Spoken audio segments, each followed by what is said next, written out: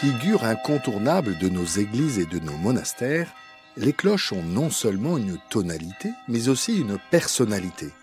Elles reçoivent même un prénom au moment de leur bénédiction. Pour comprendre la signification des cloches, je me suis rendu chez les Clarisses de Ronchamp, près de Belfort, en Franche-Comté, où j'ai rencontré l'abbesse, sœur Maggie, qui m'a présenté les cloches du monastère réalisées par de célèbres architectes. Je suis Gilles Donada, journaliste à La Croix. Dans ce podcast, nous poussons la porte d'un monastère à la rencontre d'un moine ou d'une moniale qui témoigne de son aventure spirituelle. Vous écoutez la 2e saison de Croire, Vie de moine.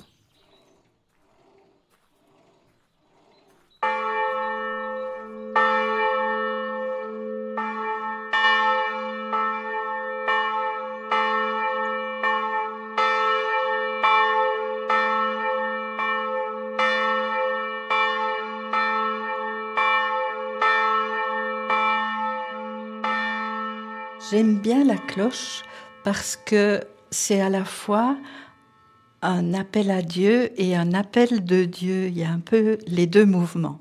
Chaque fois qu'on entend la cloche, que ce soit de l'oratoire ou de la chapelle, c'est l'appel à la prière liturgique, qu'on appelle d'ailleurs la prière des heures. C'est vraiment se reconnecter à Dieu, c'est Dieu m'appelle pour la prière, je suis là pour vivre pour lui et prier pour le monde. Et avec d'autres, donc avec ma communauté.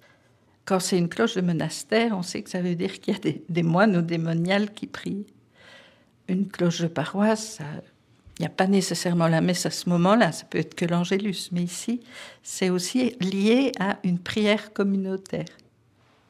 Une fois que je suis dans le lieu de la prière, c'est moi qui appelle Dieu.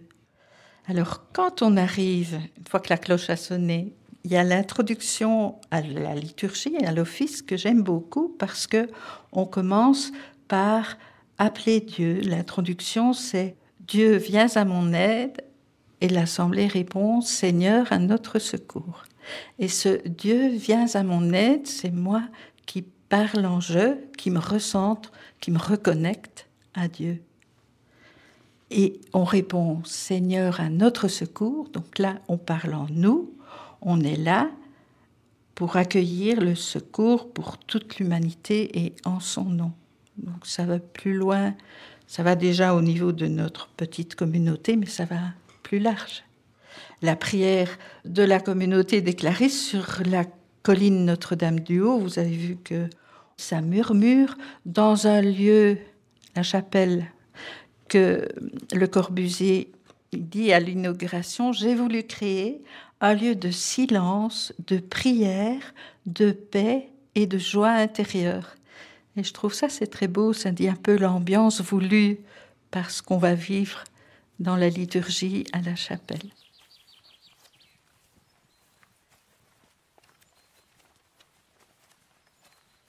Si la cloche sonne, tout le monde l'entend aux alentours, parce que c'est une colline un peu isolée, mais à l'intersection de tous les artistes, les architectes, les touristes. Souvent, c'est Monseigneur Lacrampe qui disait ça. Parfois, on monte à Notre-Dame-du-Haut en touriste et on redescend en pèlerin. Si on a pu vivre une expérience d'intériorité dans la chapelle.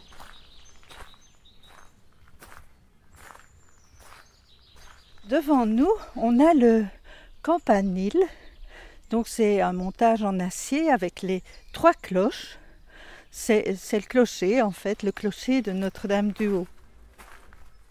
Le campanile mesure 5,52 m de long et 2,26 m de haut à la barre horizontale. En 1975, Jean Prouvé a dessiné et inauguré ce campanile. Alors il porte 3 cloches.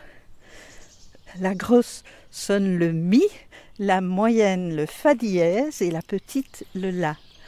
Les 2 premières cloches, elles viennent de l'ancienne chapelle Donc l'une date de 1889, elle s'appelle Marie-Florentine. L'autre de 1913, c'est Jeanne Bernadette. Elles ont survécu à la guerre, contrairement à la troisième, la petite, qui a dû être refondue. Elle vient de la fonderie Paccard d'Annecy et son nom est celui de la mère et de l'épouse de Le Corbusier.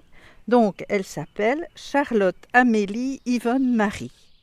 Ce qui est beau, c'est qu'elle porte, vous voyez, gravé, là, incrusté, le signe de la main ouverte qu'on retrouve sur le portail à l'entrée de la chapelle, où il y a la main ouverte de Marie qui accueille une autre main qui bénit. Ces cloches, elles sonnent toutes les trois ensemble, c'est pour l'Eucharistie du dimanche et parfois en semaine. Et puis celle qui sonne 3 fois par jour, c'est la petite pour l'Angélus. C'est celle qu'on a entendue tout à l'heure. C'est ça, à 9h, à midi et à 19h.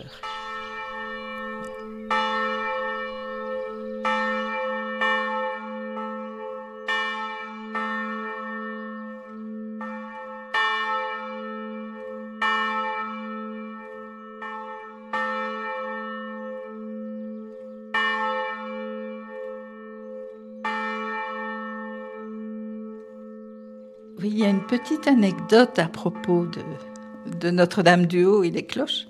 Donc, en 1743, donc, la petite chapelle de Notre-Dame-du-Haut, c'était pas celle de Le Corbusier, une précédente, c'était aussi la chapelle paroissiale, quoi. Mais monter en hiver, c'était parfois difficile. Et donc, en 1743, il a été décidé de construire une nouvelle église, mais dans le bas. Elle est là maintenant, elle a été reconstruite aussi, mais c'est l'église Notre-Dame-du-Bas. Alors, il y a soit la messe pour les paroissiens à Notre-Dame-du-Bas ou Notre-Dame-du-Haut.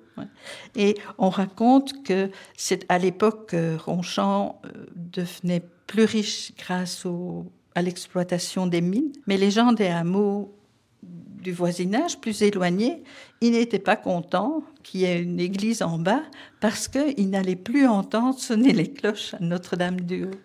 Donc, ça fait partie du paysage, en fait.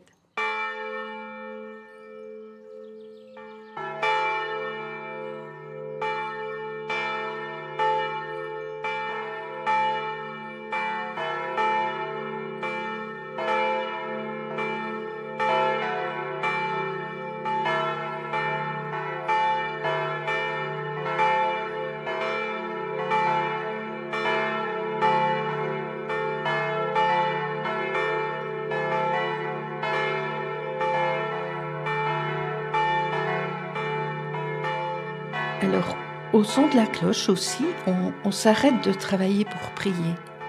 Et c'est à la fois une ascèse, parce qu'il faut s'arrêter, et parfois, dans mon tempérament à moi, j'aimerais quand même bien vite finir ce que je suis en train de faire, mais non, c'est l'heure du Seigneur, quoi. On retourne à la prière.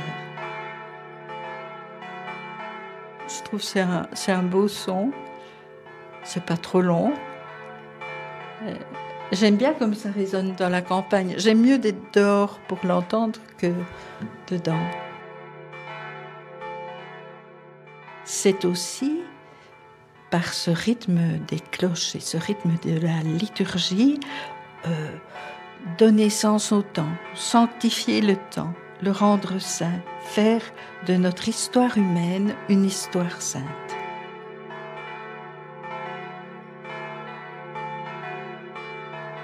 Alors le son de la cloche, donc c'est l'appel de Dieu, et cet appel de Dieu, c'est Dieu qui est entré dans notre histoire par l'incarnation.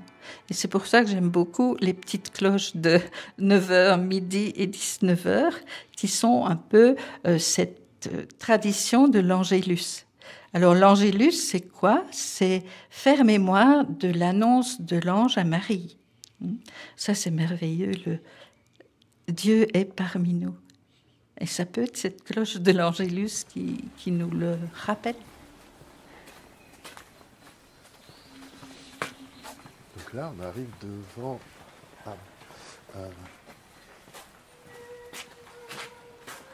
devant un nouveau clocher. Alors celui-là, il est beaucoup plus petit que... Celui-là est beaucoup plus petit, donc c'est le clocher de notre oratoire. Donc une cloche à l'extérieur de l'oratoire. Elle a été dessinée par Renzo Piano, qui a construit tout le monastère. Tout le monastère, oui. Alors vous voyez, elle est surmontée d'une croix. Alors c'est une cloche qui fonctionne avec une corde. C'est plus rustique chez nous, c'est pas électrique. Voilà. Elle a comme nom Marie-Paul. Alors, C'est les prénoms des donateurs. Alors sur cette cloche sont incrustés deux symboles importants pour nous. Il y a d'abord la croix de Saint-Damien. Donc c'est cette croix qui est aussi une icône peinte du crucifié qu'on retrouve encore maintenant à la basilique Sainte-Claire à Assise. Donc d'un côté de la cloche, on a notre attachement au Christ, et de l'autre côté, il est écrit « Louez le Seigneur tous les peuples ». Alors, louer le Seigneur tous les peuples, c'est un peu notre mission ici, qui est une mission de louange. On est là et on prie pour toute l'humanité, avec toute l'humanité. est-ce que je peux vous demander, Oui. de me faire entendre la cloche si on tire sur la corde? Je ne sais pas le faire, c'est Marie-Laetitia. Ah, d'accord. Attendez, je vais la chercher, comme ça ce très sera bien. fait.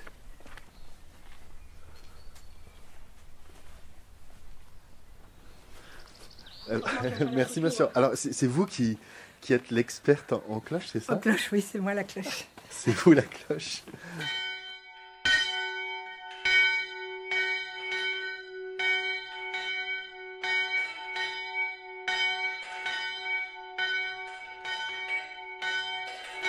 Saint François d'Assise, en 1220, quand il revient de Terre Sainte, après sa rencontre avec le sultan Malek el-Kamel en 1219, on dit qu'il avait été très impressionné par les appels à la prière des muezzins.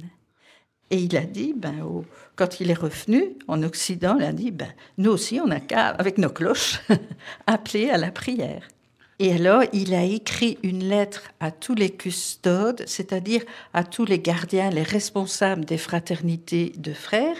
Et dans sa lettre, il écrit ceci: « Enseigner et prêcher à tous les peuples ce devoir de louer le Seigneur Dieu vivant et vrai, qu'à toute heure et au son des cloches, louange et action de grâce soient rendues toujours par tout le peuple et sur toute la terre, ô Dieu Tout-Puissant. »